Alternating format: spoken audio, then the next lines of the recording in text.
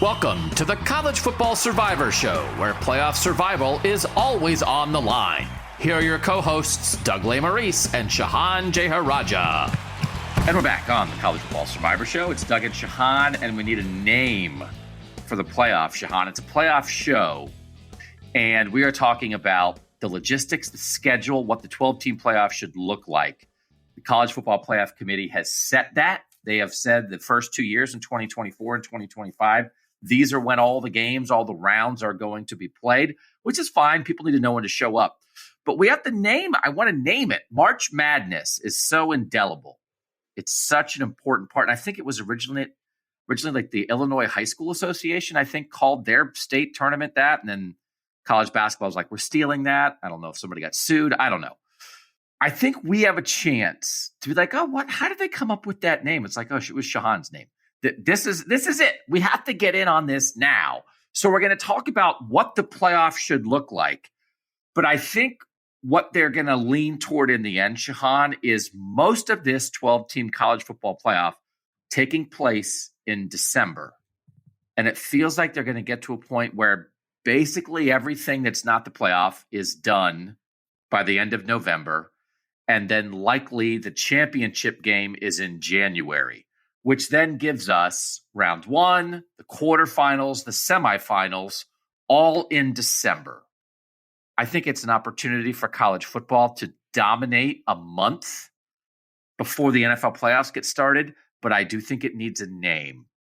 So I didn't tell you we were doing this. You have a chance in the next 25 seconds to create the branding for the new era of college football. And it is called December something that starts with a D. Well, but here's the issue is that, yeah, it's going to largely be in December, but it's also going to go pretty far into January, you'd assume. I mean, obviously they're going to move things up, but it's going to go, till the second or third week of January, probably? No, I think in the new world, it probably only the championship game should be in January, I think, except for like New Year's Day, which is still kind of like December. Plus, the March Madness ends the first weekend in April. Nobody says anything. Nobody's like, oh, what's up with March Madness? Out of however many games there are, right? I can never keep this straight. There's like 100 games or whatever, and only 3 of them are in April. All of the rest of them are in March. Do you want to create a brand, or do you want to get bogged down in facts? I'm just saying I don't necessarily know that tying it to the month of December is the move. I think that's more the question. Okay, so then what is it? Is it Happy Football Time? What is that? It's Happy Football Time. What is the name? Don't they need a name? The 12-team playoff. Happy Football Time is bad. I think it's better than prepared for the 12-team playoff. Yeah, I mean, I will say the branding of this is the college football playoff is just awful. It is like the most generic create a player naming that I've ever heard of anything. They're just like I would love to get the inside story in this. Maybe this is something that we should look into. Just them being like, what should we call the college football playoff? And they're like, oh, our deadline is 5 minutes ago. I guess we're going with that. I mean, I'll give them this credit, right? Like, at least like the BCS, obviously it was called that because of the organization, but like, it was kind of interesting, right? It's like the BCS national championship game, but this is the college football playoff run by the college football playoff. And that's like, I mean, for goodness sake, we called the show the college football playoff show, and we got told we couldn't do that because putting those 3 words that describe what the thing is together was in violation of copyright. So, like, we can definitely do better. Right. We can definitely do better. I think HFT it is. Hey, I'm excited for HFT. Is it all in December or just mostly in December? Well, that's why they don't tie December to the naming. I feel like there could be something off of winter. I think that winter maybe is the move. But now if you're going to get all caught up in facts, winter doesn't start until like December 21st or 22nd. So you're going to be like, well, the first 3 rounds are in fall. Only 1 week would likely be in the fall. and then the rest would not be in the fall. So, like, I think that it would actually work. All right. Winter Football Wonderland. WFW. It is. All right. So since we didn't come up with a catchy name right at the top of our heads in the first 10 seconds, let's talk about logistics. Shehan, do you think that this will take over college? Because bowl season is fun, but bowl season is not serious. Bowl season is really about all these goofy bowl games in the middle of the week in weird places with weird matchups that are just something to have on TV in the background in the middle of December. And it's great. But this is not going to be that. This is going to be high level, really important college football over a month, over 4 weekends of this. Do you think it will automatically happen that this is going to be like this time in the calendar? Like NFL's winding down, but it's not the NFL playoffs kind of yet. And the NBA kind of isn't doing much yet. And nobody like this. Can college football really claim this? I do think college football over the years has claimed New Year's Day to the point where trying to get away from New Year's Day has actually caused problems with the college football calendar because people are always like, but there's a parade. It's like, are you seriously? We are picking our national championship around parade floats, this sport. But it's a day. They had claimed a day. They had not claimed an era, had not claimed a whole month. Will that happen naturally, or do they have to do something to guide people to understand? Strap in. This is going to be a month of the highest level college football that we have ever seen. We have never seen this before.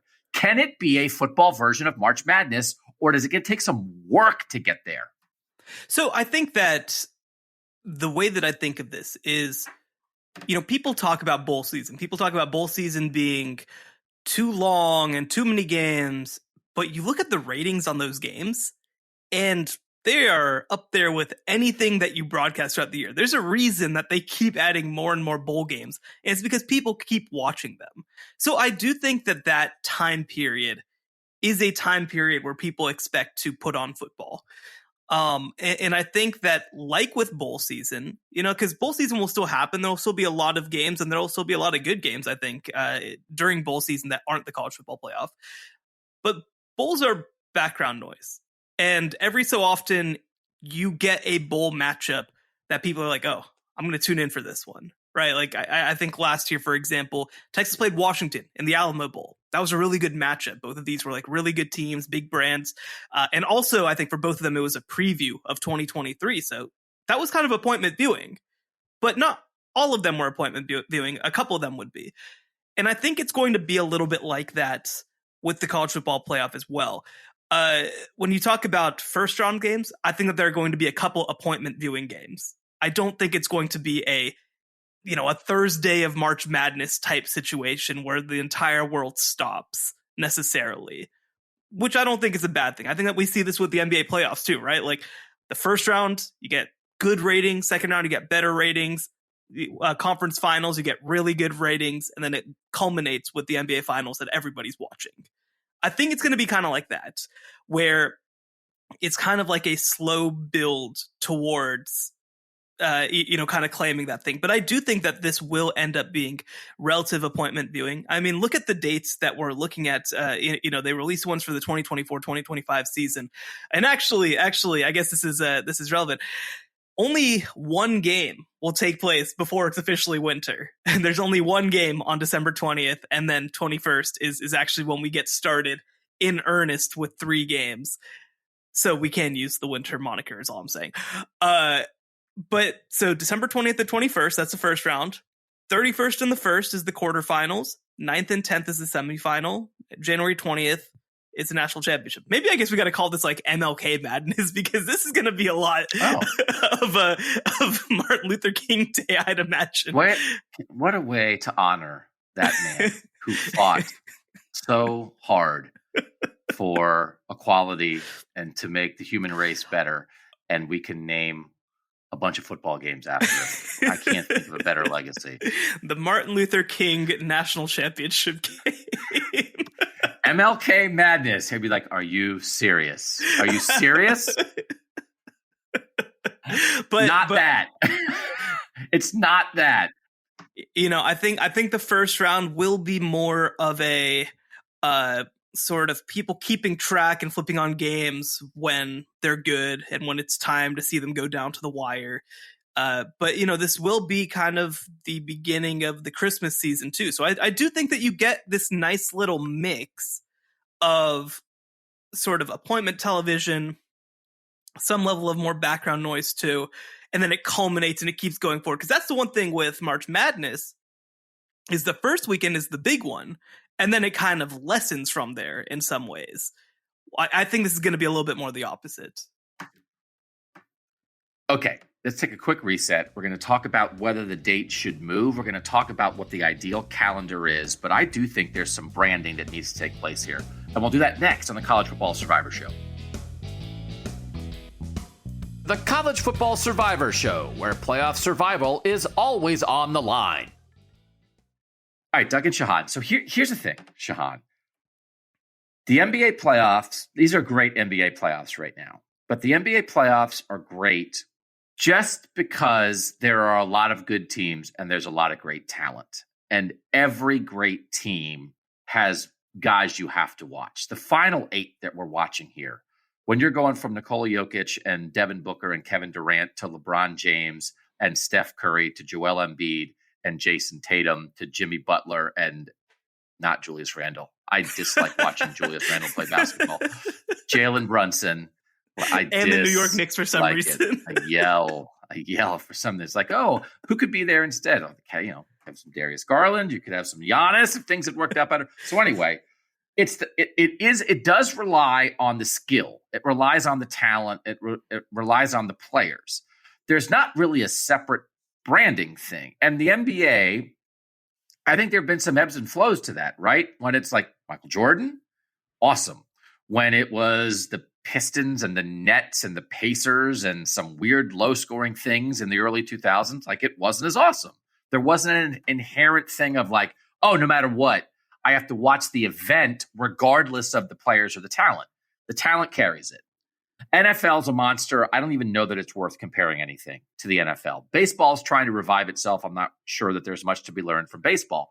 But I do think college football should try to do a March Madness thing because you do not watch March Madness for the teams. You don't. You watch it for the event, and then you just plug in the teams. It doesn't matter, frankly. Honestly, it doesn't. Just give me 68 of them. And let's have a couple upsets. And we already did a podcast that I thought was good about the Cinderella in college football and what it might do. I think I might disagree with the idea that this college football playoff will build as it goes. I think they need to try to make those first 2 weekends. There are going to be 4 first-round games and then 4 quarterfinals. I think they have to make that feel like the opening of the NCAA basketball tournament when you're swamped with games, where it's overwhelming, where there's an upset that you didn't see coming, and that really is what the tournament is about. I think they need to encourage bracketing. I think they have to get people to do college football brackets. This is not the main thing because it is not for everybody. I think betting will help drive this a little bit. And the opportunity, well, all right, now the 12 teams are in. Well, who do you think is going to win? Well, who do you think is going to make it to the Final Four? I think they need, and I've said this for the health of the sport generally, I think they need to brand something beyond the 12 who get in and the champion. I think they need to make the New Year's 4 something. They need to make getting there an accomplishment. So that's a goal beyond winning the title. And the idea, Shehan, we are going to go from a world where for a long time, there were so many possible college football games that mattered for the national title race. You couldn't keep anything straight. The national champ, it was even harder to understand who it was. Then we went to one game, one single game. It's this regional sport, and then you all come together and you pick 2 teams to play one game, and that's it. Then we went to 4 teams in 3 games. We are going to 12 teams and 11 games. It is such a jump. It is 4 weekends or 4 segments of activity. We've never seen this before. And I think they need to be proactive and not only rely on the talent, because in college sports, the talent changes so much. That's why March Madness is so good, especially in the one and done era. You can't rely on, well, LeBron's always going to be there. Patrick Mahomes is always going to be there. It's the brands of the blue bloods in college basketball, but it's the event itself. They have to eventicize this. Can they? And I do think the one thing with a nod, we'll give a nod, because sometimes we don't give a nod to these people on this podcast. The fact that ESPN has the contract for the first 2 years of the 12-team college football playoff, I actually think might be a good thing. And then that they're going to take it to market, and I think we will get to a place where there's multiple networks involved in televising this. But ESPN, for all the things they don't do well, they brand. They can brand the heck out of stuff. So I do think ESPN and the playoff committee together have to figure out how to brand this thing. They have a year to do it. But I don't think, watch 11 games in the college football playoff is it. You've got to say, you can't miss anything. It's a month of action, right? If college football can brand Maction and turn, hey, what are we going to do with this Tuesday night Toledo Bowling Green game? It's like, I don't know. What if we called it Maction and made it seem like a midweek game is cool instead of a weird, desperate money grab for TV ratings? Okay. Yeah, no, that works. Like, they've done it before. They've done it with much less quality. There's real quality to this, Shehan, but I don't think you can just try to let it stand on itself.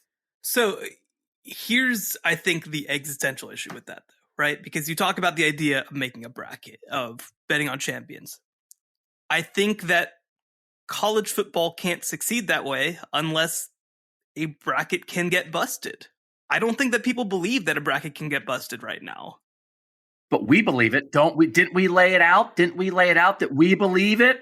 We did, but I think that first year it's going to be very difficult. And I think the other thing is, the thing that probably has helped the college football playoff more than anything else is in 2014, the 4 seed went and won the title.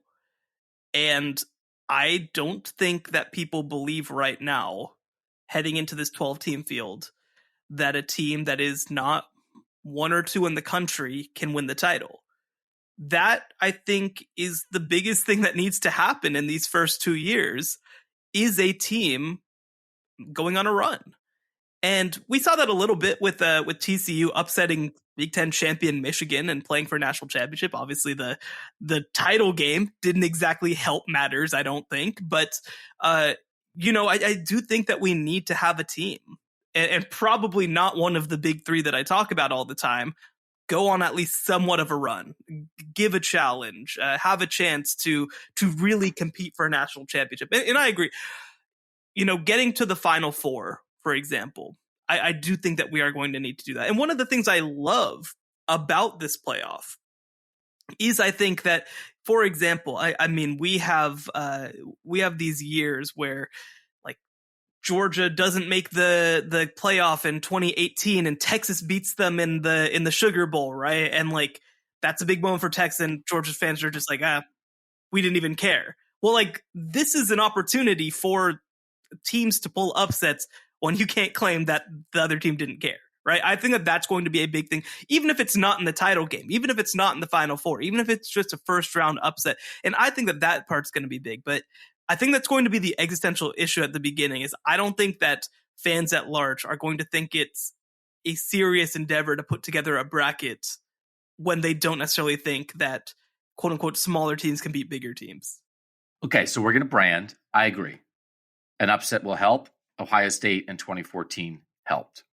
Also, you can upset yourself into oblivion. I think part of why March Madness is better early is because all the upsets early are good, but then actually by the end, you kind of want blue bloods in the Final Four. And this last Final Four, when it was Miami and San Diego State, and it's I guess it's cool, but also Duke and Kansas are cool. What happened? I do think that's real too. So I do think there's a chance for college football to hit the right spot where there is a chance for upsets early, but probably by the time you get to the Final Four, there's going to be a whole lot of Alabama and Georgia and Oklahoma and USC and Ohio State and Michigan, and that's going to be good for the sport too. Here's 2 things I would do: branding, and then we'll talk about dates. One is I would hammer home. I would show Boise State highlights from the Statue of Liberty and the Fiesta Bowl and all the stuff, right? I would show Tulane beating USC last year highlights. I would show every opportunity that we have in the past where we can point to a bowl game where there was an upset and say, it's happened before. If you don't think it's going to happen again, watch out. Winter football wonderland, where anything can happen. The best teams, the biggest stage, and the upset that you know is coming. Like, I would beat into the heads of people who don't believe it that an upset is possible. And then eventually it'll come. But you'll be waiting. Make them wait for it. Make them believe it ahead of time. Play our podcast. We laid out the case, I think, in a very compelling way. So make the upset possible. Buy Cinderella a dress. Okay? Then wait, and then she's got to get to the ball. But even if you end up standing there at the ball holding the dress for like 3 years, there's some anticipation. And then I would bang the regionalism. And I don't know if that's the same thing as conference affiliation, but you've got to create conflict. And you've got to say that something beyond an individual team winning is on the line. Geographic superiority, conference superiority, North versus South, Pac-12 versus SEC, right? You should have graphics that say 4 SEC teams made it, 3 Big Ten teams made it, 2 Pac-12 teams made it. What are the things? Here's the history of how many teams from each conference have won a thing, from each state, from each region, however you do it. You have to create conflict. And I would encourage people to start drawing lines here where even if your team's not in, you got to get on board with somebody. And I think college football can do that better than college basketball. And I think you can do that in a way with college football that you don't try to do in the NBA or in the NFL, where if you're a Browns fan and the Browns don't make the NFL playoffs, you're not trying to get Browns fans to root for the Bengals. They're from the same state. Like, you wouldn't do that. But I think there's a way you can try. I would try if I were WFW or HFT, whatever I am, because I'm not the college football playoff. Happy football time. The Midwest, they dig stuff out of the ground. The South, they have sunshine. Who will... Come on, don't know? Make conflict. Make people choose sides. Make people have rooting interests beyond, I sure hope there's an upset sometime in the first 5 years. Or I sure am intrigued to see if Georgia can win 4 straight. I think they can do that. I think they can lean on the great regionalism of the sport and then emphasize the collisions that are happening at the national level. No, and I think that that's very real. And I think that that's one of the great things about the structure of this playoff is that we are guaranteeing 6 conferences will get somebody into the game. So we are guaranteeing ourselves, for example, a West Coast team is going to be in the college football playoff, no matter what. It might be from the Mountain West some years and not the Pac-12, but they're going to be there. And, certainly I think it's a complication now that the 2 LA schools are not going to be sort of representatives of the West. I don't think that people are going to rally around them maybe the same way as if they had been members of the Pac-12, but I do think that that's real. And, I say a lot. I think that this sport is a national sport that is regional, and people in the West Coast historically have pride, and people on the Atlantic coast have pride, and people in the Midwest, of course, have lots of pride.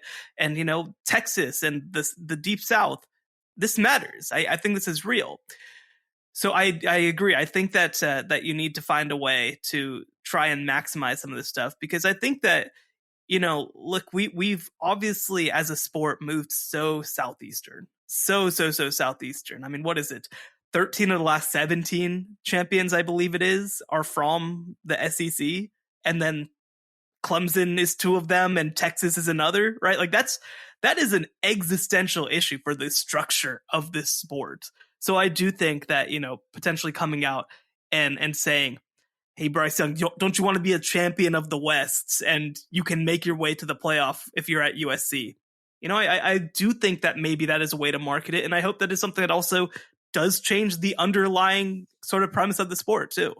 So let me ask this. We have great ideas and we're there for free. Take them. Do you think they'll do it?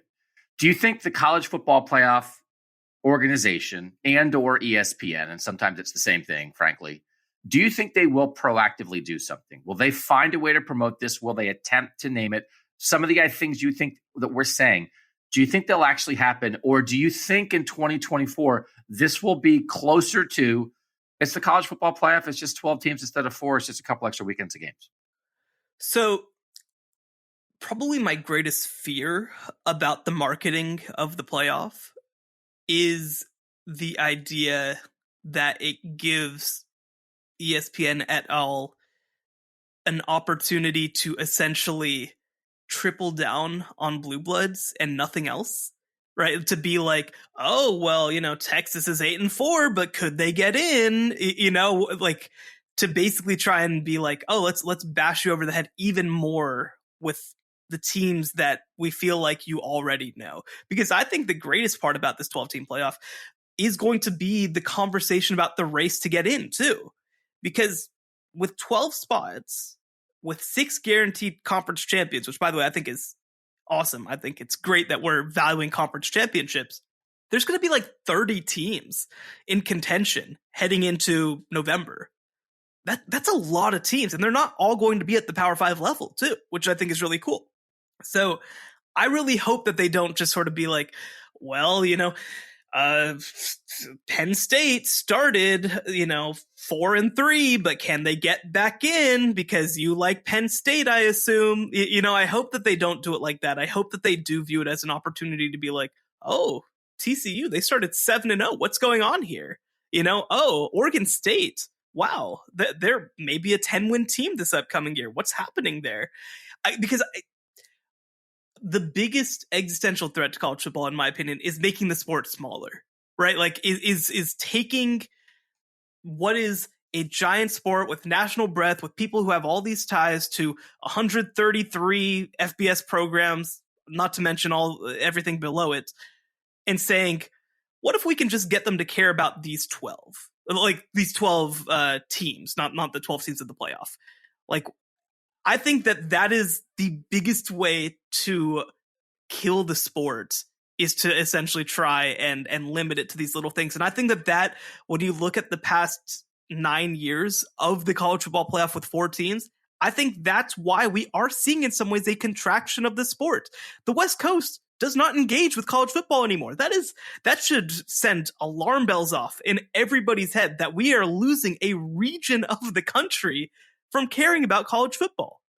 I don't think that's a good thing. I don't think it's a good thing whenever, and I'm from, the South. I mean, I'm not going to get into the conversation of whether Texas is South, obviously, but I think have become so specific in the way that we talk about this sport at times. I really hope that ESPN, who's going to run the playoff for the next 2 years and is going to be key in branding the 12-team playoff, really from the start to the end, even if they don't own the whole playoff heading forward, I really hope that they understand that this is an opportunity to engage with the West, to engage with the Midwest, even though you won't have rights for it, to engage with the Atlantic coast. And that when this is a national sport, it is a stronger sport that has more mass appeal. I do think the worst version of this is a year-long conversation that focuses only on the 12-team playoff. And then once you get to the 12-team playoff, you just talk about it like it's the 12-team playoff and, hey, there's some games and, hey, what do we think is going to happen? I do think that the best version of it is there are still regional things and rivalries and things like that matter, even if you're not in the top 25, even if you're not in the playoff race. And you can talk about all those during the season. But then once you get to the 12, once the 12 are locked in, let's go. Let's be smart and focused and branded and encourage people to think about it in a certain way beyond, hey, it's 11 games, because it's not. March Madness is not, oh, cool, there's 67 games. That's not what it is. It's a thing that takes over sports fans for a month, and there's an opportunity for this to happen. So let me ask this, because this is a direct thing, and Ross Dellinger at SI.com and other people have done reporting on this. We're going to get into the specifics of what the exact ideal schedule would be, but there is a consideration about the NFL at this time of the year and college football. As it stands now, again, they set the dates for 24 and 25.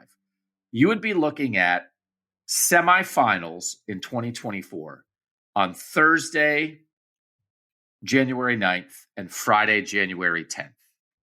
And then the NFL wild card weekend, the first weekend of the NFL playoffs, is that Saturday and Sunday. So they're going like Thursday, Friday to avoid that first weekend of the NFL playoffs. And then the national title game for college football is the next Monday, the 20th, after you have another round of NFL playoff games on that Saturday and Sunday. Moving up, if you move the schedule up, you would avoid the NFL even more. The NFL plays its last weekend of the regular season as it stands right now, sort of around that like January 1st-ish kind of time. That's the last week of the regular season, which can be super exciting. Like this year, they just said a Week 17 game is going to be Kansas City, Cincinnati. That's great. Unless like Kansas City and Cincinnati are both locked in the playoff spots and it doesn't matter. And then neither Patrick Mahomes, no Joe Burrow is going to even play that game. How much should college football be worried about trying to avoid the NFL in some of these situations? And part of the discussion is that late in the year, as it stands now, and also this feels like something that you can work out and change, the NFL plays some Saturday games in mid-December, which they started doing basically because, there was no more college football that mattered. So you can fill that Saturday hole. Well, now there is going to be college football that matters. How much should college football think about the NFL and try to avoid them from a TV standpoint? Or do you do what you do? For instance, right? The NFL draft was a couple Thursdays ago. The NFL is a monster. There weren't as many NBA playoff games that night, but I think there was still one. Most of those nights, there were 2 or 3 NBA playoff games. So they lessened it, but the NBA didn't say we're wiping out the schedule. No Thursday games because everyone's going to be watching the NFL draft. That to me is a compromise. What's the right thing for college football to do? No, I mean, I think you have to make that compromise because the reality is, we talk about college football as a big thing, and it is a big thing, but it is such a small thing relative to the NFL, like such a small thing relative to the NFL. So I think you want to make sure that you're not competing with marquee products. For example, you don't want to put the national championship game anywhere close to a playoff game in the NFL because you're going to lose. You're going to lose big. You have to hit in that game. I do think that college football does have a relative advantage that, like you said, people expect college football on New Year's Day. People expect the Rose Bowl. People expect the Sugar Bowl. Like that's part of, I think, their watching calendar. And the fact that that's floating, I don't think it's a big deal, right? I don't think it's a huge deal to play weekday games with these playoff games because it is the holiday season. I don't think that this is playing a weekday game on October 6th. I think that that's a different situation than doing it during holiday week when people are kind of expecting to be relaxed. So I do think that you have to make some concessions to avoid the NFL. Now, like you said with the NBA, like you can't just wipe your schedule from the planet. You can't make bad decisions for your product out of fear, especially with some of these early games. It's like I remember, there are some college games that go up against late playoff baseball, for example, or go up against the World Series, for example, and like that's going to affect your viewership. You don't want to put a marquee game against the World Series because it's not really good for anybody. And I think that's the way that you should think about it, right? Like if I don't think that you want to put the biggest games on your calendar against the NFL, but for example, like there are going to be a couple of round 1 games that are going to take place on a Saturday, December 20th, 2025, for example. I think you want to be careful not to put your best game up against the NFL, but you also just kind of have to do what's best for your sport at the same time too. And the reality is too, I run into this issue, especially when I was covering multiple levels of the sport. There's a lot of people who are like, well, FCS football, why don't we just put it in the spring so I might pay attention to it? I mean, you also have to cater to the people who actually like your sport. You also can't be so obsessed with getting the casuals that you hurt the people who actually like your sport, because the reality is, yeah, maybe you get more casual viewers of FCS football if they play in the spring, but you ruin all the people who actually like FCS football. You can't make that compromise either. So you have to land somewhere in the middle. I think that I generally like where they ended up with the 2 years that they released. I think that building it around New Year's Day makes a lot of sense. I like the 10 days in between games. I like the fact that you still clear the week of the 13th ish for Army Navy and have a week off. I think that's all good. So I think they arrived at the right answer, but it is going to be complicated, especially heading forward.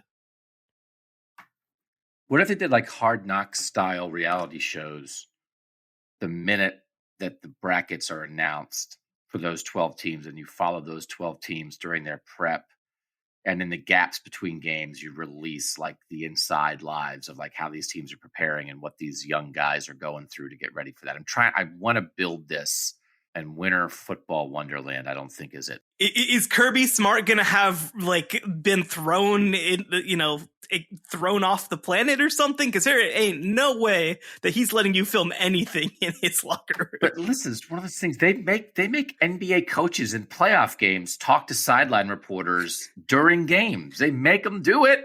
I don't know. They don't want to do it, but they make them do it. So you can make people. Here's a secret to life, young man. You can make people do stuff for money.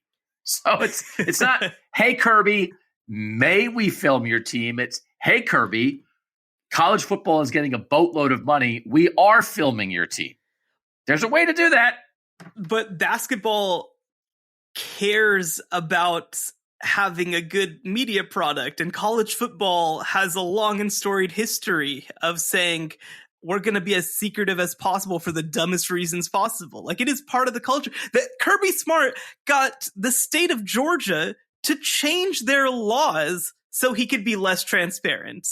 So, I mean, yeah, but like, no, I just, now, and I will say, there is context for this, because obviously we've seen this with the spring leagues, with the XFL and the USFL. They've done a really cool job of letting people in the game. And apparently the Big 12 is considering doing some of that stuff as well.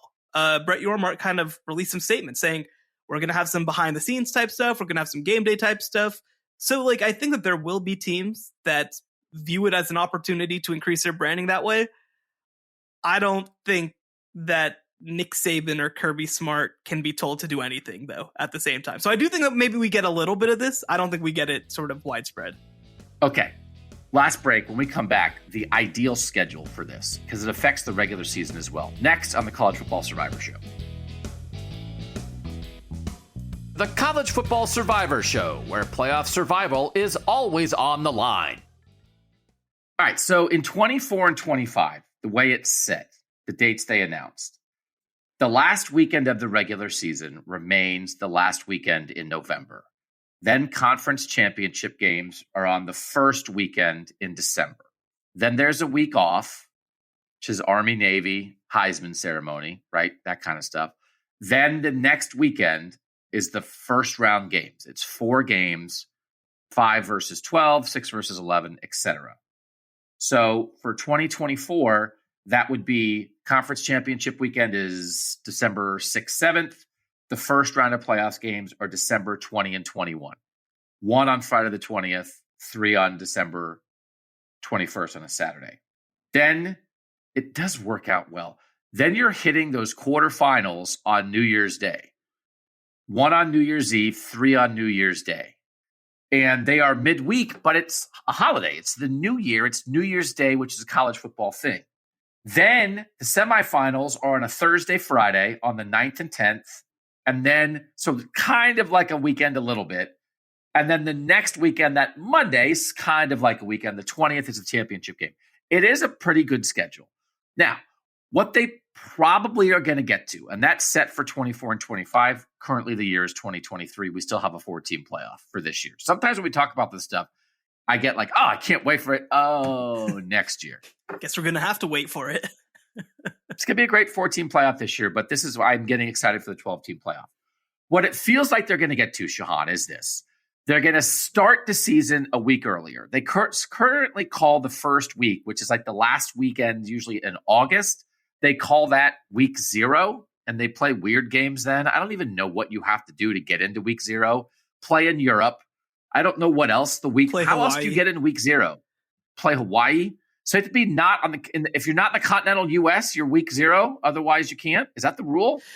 That's primarily the rule. There must be some exceptions because there are games that are played that aren't that, but those are the main two things. If you play abroad or if you play Hawaii, then you're allowed to schedule a week 0 game. Okay. So then week 1, the normal start of college football is usually Labor Day weekend. Okay. Which then has you end the last weekend in November, and conference championship weekend is the first weekend in December. If they move everything up, which feels like they're definitely talking about, and I think they're going to do, that would mean for 2026, let's say, the season starts the last weekend in August. Week 0 becomes week 1, and then no more week 0. You can play on the moon and you don't get to start early. Okay. We're not having games on August 15th. I actually think playing on the moon would be cool. I take that back. If you leave, but you don't just have to leave the continental United States, you have to leave the planet. Then you end the regular season the second to last weekend in November. You play the conference championship games the last weekend in November. And now you're in a world where the first round of playoff games, and I have the schedule for 2026, you could play the conference championship games on Friday, November 27th and Saturday, November 28th. You then play the first round of the playoff, those 4 games, on Friday, December 11th and Saturday, December 12th. Now you're looking midweek that is not tied to New Year's Day, which I think is where, because I think this 10-day gap, what you're talking about, is good, which is maybe the clunkiest part of this. But if you stayed with this, you'd play those quarterfinal games like Wednesday, like the 22nd, 23rd, I think it is. So like right before Christmas. Then you get the semifinals. So the main thing is New Year's Day, New Year's Eve and New Year's Day become 2 semifinal games instead of 4 quarterfinal games, which then means your national championship game is more like January 11th instead of January 20th. So you wind up moving, you start a week early, you basically move everything up a week, but you hit that magical college football day. New Year's Day is now semis instead of quarters. And you finish a week early. You get out of the way of the NFL a week earlier. And there's some of it that doesn't work as well because of the holidays, because of New Year's Day, because the way of things are tied together traditionally. There are definitely parts of it that work better. It gets more December-y. Regular season ends in November. 3 of the 4 weekends are in December, and then you have the championship game in January, which opens back up the December branding. Do you think the whole schedule should move a week forward to move the playoff a week forward? Does that make sense? Mostly to avoid the NFL, but then also maybe claim a spot on the calendar a little more vociferously. I don't know how I feel about that. So a couple of things. One, I really think of there are a couple benchmarks in college football, I'd say, right? Labor Day weekend, you get games Thursday through Monday. I think that stuff's great. I love that stuff. And that's really a kickoff to the season. And now if you moved it a week earlier, we could kind of do some of the whatever games week 1, right? The FCSs, all that sort of stuff. And then actually kind of have like a college football kickoff that's technically week 2. So we could still do that. But I view Labor Day as the true start to the season, when I think of the schedule. I think that rivalry Black Friday games are such a big part of college football. That, and obviously the NFL is encroaching on that too, and you just have to live with that, unfortunately. But like, that is such a thing, to watch the Egg Bowl. I'm really excited in the state of Texas. I'm hoping they bring back Texas versus Texas A&M on Thanksgiving or Black Friday. But like, that is like a thing that you are at home with your family for Thanksgiving and you watch all the rivalry games. And I get it. Like, it would be conference championships. Certainly from my perspective, I'd have to cover them. I would rather, not do that Thanksgiving weekend, but that's another conversation. But I do think that the rivalry games are a big deal.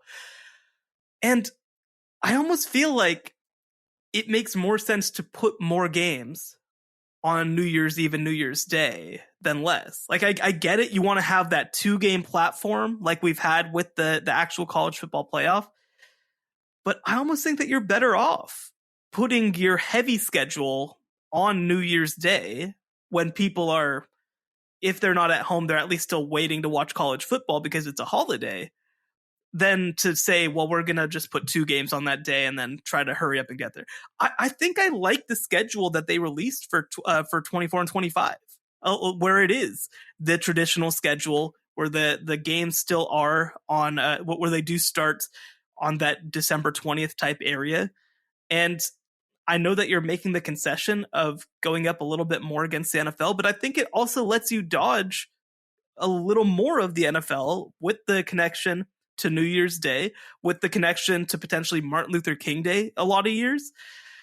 I don't know. I kind of prefer it in its current format, but I don't know. What are your thoughts? So traditions do change. So for instance, in the Big Ten, all the regular season for everybody now ends on Thanksgiving weekend. But for a long time, the Big Ten was ending early. And like the Ohio State Michigan game, for instance, has only been a Thanksgiving tradition since 2010. So that is changeable. It's not like it's always been that way. You look at the Egg Bowl history, that's much more of a Black Friday, Thanksgiving. It's been on Thanksgiving a bunch of times too. Like that's more of that tradition, right? So I understand that. I think you can get people to adjust, and there still would be college football. Thanksgiving weekend would become conference championship. So maybe you could play a conference championship game on that Thursday, one on Thursday night on Thanksgiving, one on Friday, one on Saturday. You could still find some traditions there. The main thing is like moving the whole schedule up a week. So you're starting a week early to get the playoff done a week early. And now one of the things, there's no reason to talk about things that aren't going to happen. You could just whack the conference championship games, and that would allow you to keep the regular season where it is and start the playoff a week early. Because what do we need conference championship games for? Because you've had 12 weeks to make your case for the playoff, and you can just, the team with the best record in your conference is the conference champ. We don't need those, but they make money, so that's probably not going to happen. But there are other ways to do it. It feels like from the discussion that they want to do it.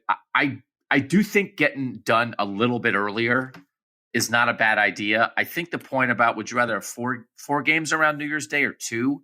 I actually do think 4 might work better. But also the thing we're talking about is 4 college football games in a weekend, 4 playoff games. That's what we said. That's the best part of the NCAA tournament.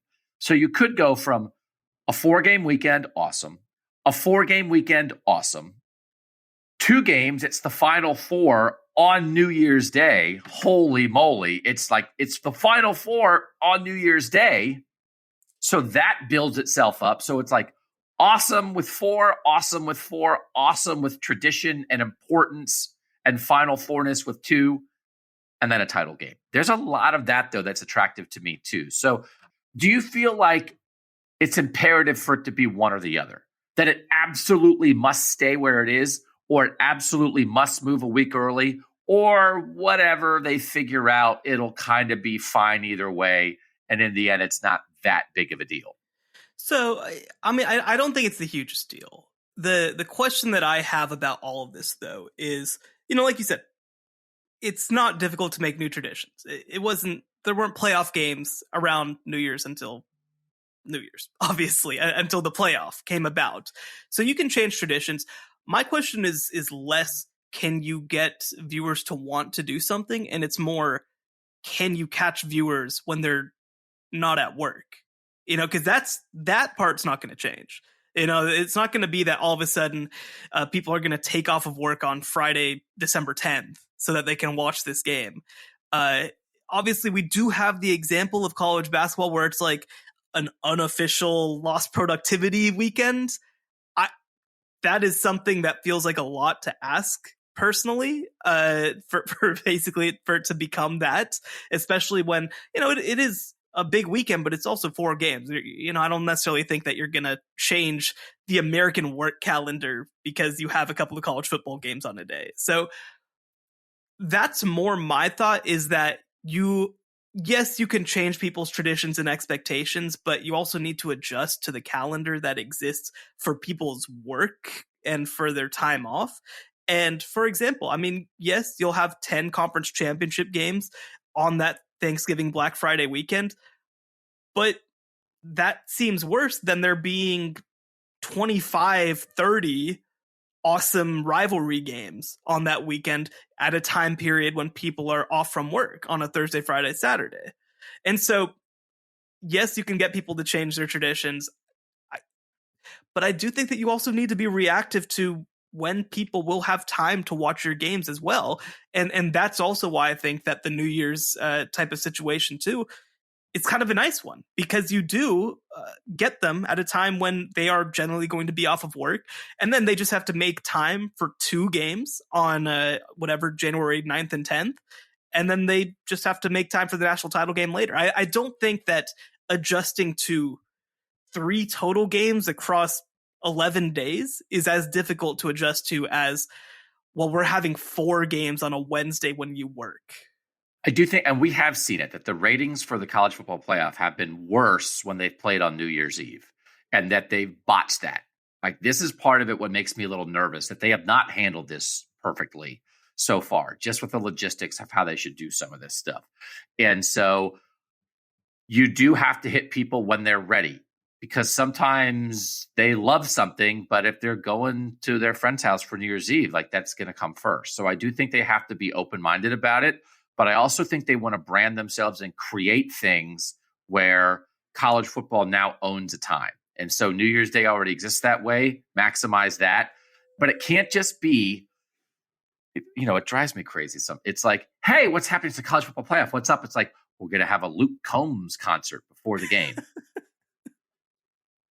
Like, that's fine. But like, that's not branding. Like, that's not like, oh, what's happening? Well, it's the same thing it always is, and there's 45 minutes of music before it.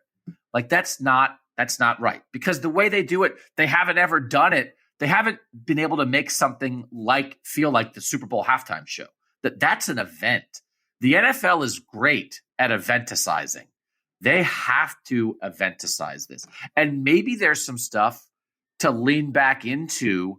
Some traditions here. Maybe the Rose Bowl parade becomes bigger than ever because you lean back into this. Because listen, people watch parades on Thanksgiving. People watch parades on Christmas or whatever. There's things that you can create new things for people to do, but it can't be haphazard. It can't be slapped on. It's got to be primary, and they've got to do this. I don't necessarily have faith in it. I think the football's going to be good, but it can't just be the football, because March Madness is not just the basketball, right? So you have to tell people what to expect, and that it is going to be delivered, but you have to tell them why they care, and you have to give them opportunities to express how they care, like in a bracket. Man, they better bracket the heck out of this. They have to think about it. They have to think about it, Shehan. It is a new era, because there are enough people who understandably are going to be holding on to the past and are going to be longing for the days of yore, that you have to make them excited that this is new and different. And I'm worried that the new's coming, but I'm worried they're not going to make it different enough to get people fired up. So if they don't, we will. If they don't, we will. It's an opportunity for us. If they don't, we will. But they should. Yeah. So one other thing to think about in the context of this is, per se, what are going to be the best games? What are going to be the worst games? I think the worst games are probably going to be the quarterfinals, because you're going to have maybe a first weekend of upsets, and then maybe there's a chance that some of these teams are just fed to a monster who's the 1 or 2 seed, right? Like, I think that's going to happen some years. I don't know that I agree with that, because we know, for instance, since the top 4 seeds have to be conference champs, we know as it stands now, the 5 seed and the 6 seed are going to be the worst team of Alabama, Georgia, and the worst team of Ohio State, Michigan, and potentially like the worst team of USC, Oregon. Like, I think we might have very strong 5, 6, and USC, Michigan? This is a Big Ten matchup. Oh, no, that's right. I forgot about USC. Man, I wish USC was staying in the Pac-12. Oh, it sucks. It sucks. So I do think we will have strong, but then listen, right? That third, think about how good the third team in the Big Ten might be, how good the third team in the SEC might be. I actually was going to say, I think the quarterfinals might be the best weekend, because I think those, like, that 2-7 could be a humdinger. So I think, I think that maybe you have some of the opposite, right? Where it's like the 4 seed is Cincinnati and the 5 seed is Georgia. Right, like where they're, which actually, by the way, I mean, Cincinnati held their own against Georgia. Let's just make that comment. But Desmond Ridder hits a few more passes. I know. Yeah. But they're going to be, I think, more clunker matchups in that week of games. And I'm building to something here. And so I think that is the weekend that you can most eventicize around New Year's, where you can say, you're at home anyway. What's the big deal? Let's go watch some football. Whereas I think the football will more be able to carry the event the first week when you'll have upsets and brackets. And then I think that actually, because right now, people also, one of the reasons that the ratings aren't very good on New Year's Eve is because people don't think that the semifinals will be any good. They were this past year, right? This past year was an incredible group of semifinals, but we've had such bad semifinal games historically in the college football playoff. I think that part absolutely changes when you have to play your way into the semifinal, because we won't have, a team who can't hang like Washington or Michigan State playing against the 1 seed in a semifinal, because they would have already had to have beaten multiple teams just to get to that point. I think that the Final Four is going to be more of a true Final Four because it'll be open to everybody. So I think that the semifinals are going to be much better than they've been in this 4-team system. And then you're at the national championship game and people will have watched the pathway enough. And so I think that the semifinal and title game can be built a little bit more off of the actual football. The quarterfinal, then you make an event and you put it on New Year's, and that's just a game and a day that everybody watches. So I think that the way that we have it set up right now actually puts it in a really good position where, you have these weeks and you have some of these weekday games that are going to need to be carried more by the quality of the game and the way that you're able to market it. And January 1st will be more of a event to watch football because you're already at home. And so if some of those games are clunkers, I think that hurts you less. Cincinnati held its own against Alabama, by the way. Michigan No. The year before. Oh, the year before. Oh, yes. In that bowl game. Sorry. Yes, they did hold their own in that one too. Okay. But they also held their own against Alabama when Desmond Ritter should have hit 3 passes. Put some respect on Cincinnati's name. All right. What about this? Okay. So you get groups of fans, maybe 4 fans from each team that might make the college football playoff. And once the 12 teams are announced, you have those 4 fans for each team. They've agreed to it. And you put those 48 people in a house immediately. And you do Big Brother with those 48 people. And you just do Big Brother. Then once you get to the 8, you have couples who are fans of those 8 teams. And then you do like the family swap, right? That show. Where it's like, so you're emphasizing the regionalism, you're emphasizing the differences in people, and then you're smashing them together and seeing what happens, which is what you're doing with the football teams. And then it's like, oh, what are we doing to build up? It's like, let's go to the big. It could be the Heisman fan house, and they could live in the Heisman house, and then you could sprinkle Heisman winners could come through and like lead the challenges. We're all used to make it a month of reality television around college football fans, because college football fans are A, passionate, B, interesting, and C, nuts in the best possible way. So let's do this. We're emphasizing, oh, you think it's interesting? And then they watch the games together. What happens? And then, right? Come on. Do you know anybody at ESPN? Does CBS want to do this? Call Tony Romo. Tony Romo could be on it. Okay, but we actually need to do this for the women's basketball tournament, because I need to see Big Brother with LSU fans and Iowa fans living in the same house. What on earth would they talk about? Could they even communicate with each other? But here's the thing. I hate reality shows. Because I hate that our culture has evolved into people are on TV not because they're talented or skilled or accomplished, but just because like they're weird. And then let's watch dumb people do weird stuff, which is like 75% of programming. I hate all of it. Let's not what is this podcast if not that? And why would you? Now, don't give away the secrets. First of all, that hurt my feelings. Second of all, don't give away the secrets. And I know that you tried to watch the Netflix thing live. What was it? Love is Blind, and the Netflix thing didn't work, and you were going bananas, and everybody else was going crazy. And I was like, okay, I'm getting a little window into Shehan here. The issue with it is that it is something that if you can't watch it live, it's not worth watching at all. Yeah.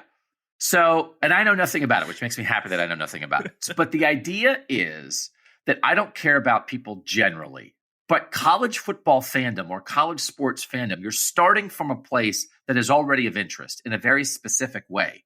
And people have a shared interest, sport, and then a conflict. They like different teams. Let's go. I think there's opportunity here. And I would what would LSU and Iowa basketball fans talk about? I don't know, that they both love women's college basketball, and then they can have conflict beyond that. But there's a starting point. So let's lean into college sports reality television. Let's have everything. Let's have quiz bowl competitions between people from the schools that are part of it. Once your team's in, it opens up this window to students at the school, to fans of the school. We're going to take the cameras into the prep, and we're going to understand things culturally, geographically, conference-wise, all those things. But what unites it is college football.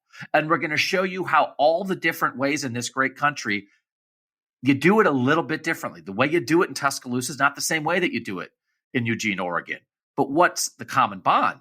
There's a strong common bond. Let's do this. We're available for consultation. Doug and Shehan's consulting services for college sports reality television. Because if you just make it 11 games, you have a chance to be disappointed. I don't think we're going to be disappointed in the football for the 3.5 hours, but we might be disappointed in the cultural impact, in the sports impact, in the way people pay attention or don't. Oh, that game sucked, because we've had too much of that with semifinals that weren't that good. I do think the football is going to be good. I think of the 11 games, I think 7 or 8 of the 11 have a chance to be like, that's a great game. It's a great place to start. But that's not what March Madness is. And you need this to be more March Madness and less NBA Finals, because no matter how good the players are, they're not D-Book, they're not LeBron James, they're not Jokic, they're not Jason Tatum. It's just not that. And you're not going to be able to grasp onto them for an extended period of time. It's really not about the players. It's about the programs, it's about the fans, and it's about the event. So figure it out, College Football Playoff Committee. And we're starting there. Get a better name. The Happy Fun Football Group. The Happy Fun Football Group will figure out Happy Fun Football Time. Great. I'm there. No, and I think one thing too is, I think it really, in March Madness, for example, you see a lot of engagement with the March Madness teams and like pro players who went to those schools. Like the Duke guys all show out for Duke whenever they're really good. And I think that there's a pathway to that in the NFL too. I think that you need to get the players more engaged, who have gone on to the next level, our former greats, all that sort of stuff. I think that there's a way to get them more engaged with what's going on at this level. For example, I remember at the Big 12 title game, I thought they did a great job of making it an event at the Big 12 title game. Obviously, it's a little bit more niche. But one thing that they did was during the broadcast, they had LaDainian Tomlinson and Darren Sproles on the sideline for a lot of it, right? And like, that's really cool. That got people engaged. These are like 2 all-time greats with these programs. And people might have tuned into the game and said, TCU, Kansas State, these are not programs that I care about. But they did such a good job of playing them up and of explaining the culture and the storylines that it ended up being one of the higher rated bowl games. Conference championship games. And I think that a lot of that had to do with the way that they presented it. So I agree. There's a lot that you can do there. I think there's a lot of ways that you can connect it to other things that people care about. I don't even remember what network broadcasts Jeopardy, but they have that College Jeopardy, for example. Have College Jeopardy involving people from these schools. I agree. There's a lot of ways to integrate it into common culture. And I think that if college football can do that, especially, by the way, with the teams who are not usually there, I think that's a huge part of this. I think that that's how you create a strong, robust sport. And if Burke Magnus over at ESPN is listening to this for some reason, listen to me. The people who love Alabama and Georgia already know that they're supposed to watch this event. The way that you grow this is by engaging the people who are fans of these other teams who are going to have an opportunity to be there, and engaging fans of the sport and the culture as a whole, to show that college football isn't just Alabama sitting on people. There's actually a lot more to it than that. Listen, Dr. Pepper does those Dr. Pepper Town commercials, whatever it is, that people live in the college football village and all they drink is Dr. Pepper. But then when Dr. Pepper does stuff with games, it's throw a football through an inflatable Dr. Pepper can. And it's the worst thing you've ever watched. I hate it. It's the worst thing you ever watched. They have it in the commercials. They understand fandom and passion and connection and community, but they don't translate it to anything. It's just you need to take the energy of those commercials and bring it to the games and the presentation of the games. Because it's not a Luke Combs concert and it's not throw a chest pass through a blown up bottle of soda. But for real, can you create in a real way, not in a fake commercial, can you create in a real way that passion and attach it to these 11 games? Do that and you've got something. We're here to help. We're here to promote college football. We want this to be great because you are giving something up. And that's how life works. And if you just give things up and you never work hard for what should be better, you wind up worse. You wind up longing for, I wish Nebraska and Oklahoma were in the same conference still. Oh, I wish Oklahoma and Oklahoma State were still playing each other. Those are gone. But what else can be good? Figure it out, people. Figure it out for the good of the sport. Okay, logistics. I mean, we could get on here and talk about football, but man, we just did 65 minutes of pure logistics. Loved it every second. My friend in college was a business logistics major, and it was just like how to get stuff from point A to point B. And I was like, I was super interested in it, but I don't know if it's good podcasting. Yeah. I have a friend who was a supply chain engineering major. So I think that's sort of a similar deal. No, so one thing that I'll say, right, is you mentioned it a lot. You have Dr. Pepper understands his culture when they make these commercials and then they show up at the games and it's all like sanitized. Again, college football, don't try to be the mini NFL. They're trying so hard to be the NFL because they're like, well, the NFL is the biggest thing of all time. But the only thing that you're doing by doing that is saying, what if we were the NFL, but all the players were much worse? That's essentially what they're doing, right? Like, that's what they're doing. Yeah. The thing that people like about college football isn't, wow, it's almost like the NFL. It's that it's different than the NFL. It's that it's fun and quirky and regional.